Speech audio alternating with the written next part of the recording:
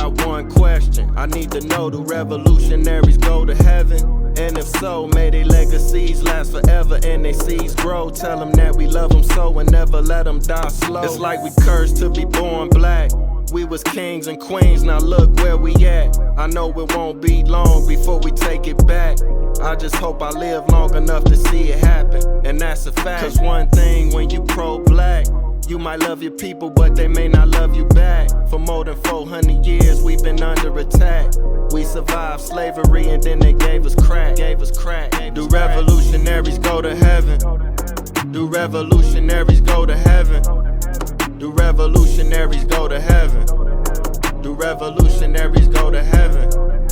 Do revolutionaries go to heaven? I wanna know. Do revolutionaries go to heaven? I hope so. Do revolutionaries go to heaven? I wanna.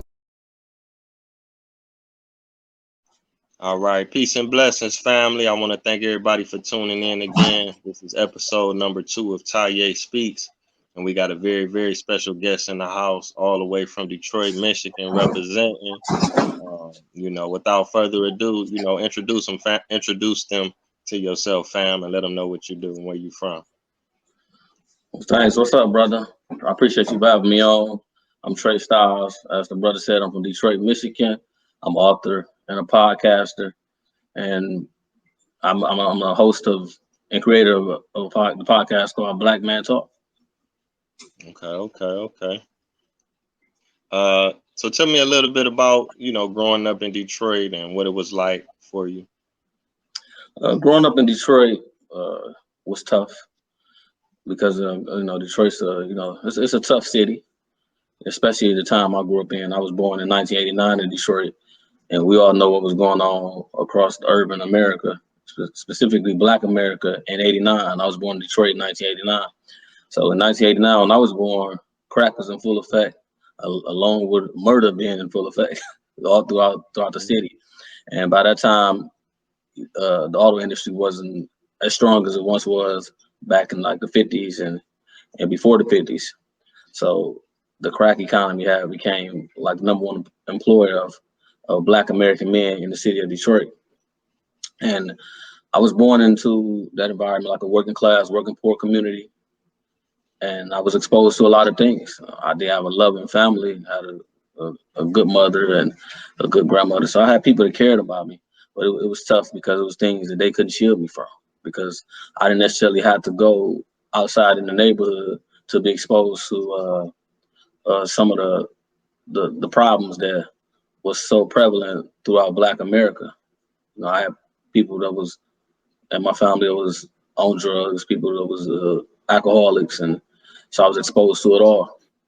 But nevertheless, as a teenager, I had witnessed the fatal shooting as a teenager, and it was like extremely close to home. And by the time I was up and down, like most of the kids coming up in the inner city, we getting engaged in a little mischief, but nothing really serious. But that's what really changed the whole trajectory of my life.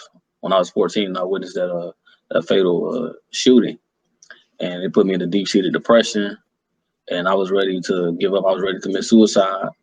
Only 3 things stopped me from committing suicide. 1, I was afraid to do it. 2, I didn't want to leave my mom. And 3, I was brought to believe that if you committed suicide, you would go to hell. So fear worked in my favor at that time. And it kept me here, and that's why I'm able to speak to you today. But through that fear and through my paranoia, I needed some kind of escape. I wasn't going to use drugs or nothing like that because I was turned off by the whole drugs and alcohol thing being so prevalent in my family and in my community. And I said I didn't want to be like that. So something just clicked on to me. I don't know what it was. Maybe it's just a spiritual thing, like God touches us some kind of way, or the creator spirit is just something that always been there.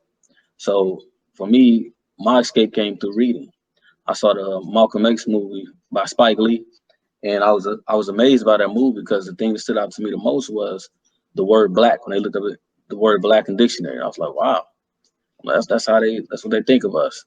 So I looked it up in the dictionary to see was any different today, and it wasn't. And mind you, Brother Malcolm was born in 1925, so he was in prison. That was the 40s, and by the time I picked up that book, the dictionary, it was in the early 2000s, and the black seal meant the same thing, and that that surprised me, and I got in kind of enthralled with that, and I started following Malcolm, and I read every book on Malcolm X I could find, every single book I could find on him, and because I didn't have a lot of male role models around me, he became like a idea, like a kind of like what God is to some people. Although I didn't view him as a God, I just held him really high, and that's what made me get into my reading and studying and started sharpening my mind.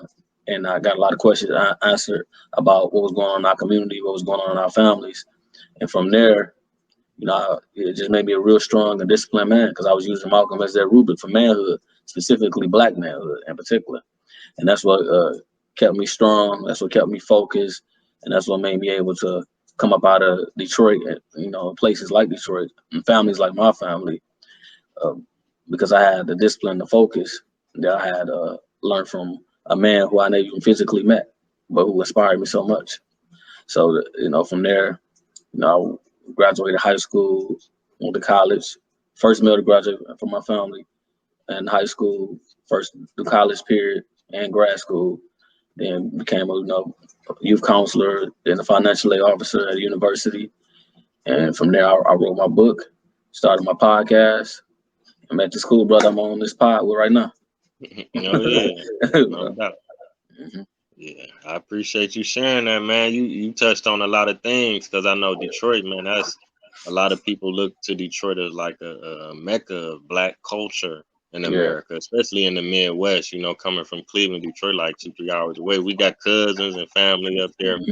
but you always hear about like the street side a lot. The Maserati rigs, the Yeah. Young Boys Incorporated, best friends, but as you touched on the other side of the streets that affect people, the depression and the stress and the drugs and Mm-hmm. different things like that. But then, like you say, Malcolm X was able to motivate you. He's from Michigan, I believe, where he lived in Michigan at one time or Yeah, something like that. we lived in Michigan one time. Well, he's from Omaha, Nebraska. So yeah, Right. originally he's from Omaha, but he moved up to Lansing, Michigan. And that's where his dad got murdered on the railroad tracks. So Lansing, Yeah. Michigan is like an hour, maybe 15 minutes away from Detroit, a little bit up north. But when he first got out of prison, the first place he came organizing was in Detroit, though. Right, right. So So, that just lets you know how powerful history can be, because a lot of people be like, well, how that's gonna help me or how that's gonna do yeah, anything for me, man. History can change your life. That's one book, that's one man. So imagine if you learn about all the great black men or all the great black right, women, what it could do for you. You know what for I'm saying? real. Despite, the chaos that's going on in this world and in the streets. But if you can, you could talk a little bit about your experience as a youth counselor and working at the university and different things like that. How did As, you as get into it, and what was it like? Okay, for sure. Now, as a youth counselor, being a youth counselor, that was always my passion. Because I would say I was a counselor even before I was officially a counselor. Because the minute I got knowledge of self, like I started reading Malcolm, I read tons of books after that about our history. I read every book on Black history I could find, and I just got enthralled with it. But because I went through a tough time as a youth, and I saw so many other youths around me, when I made it through. It's like when one make it through, 100 more don't make it through, unfortunately. Mhm. And so I became a youth counselor because I wanted to give back. That's my way of giving back to help those kids who I thought definitely needed some guidance, and what those kids who I was on the verge of turning into if I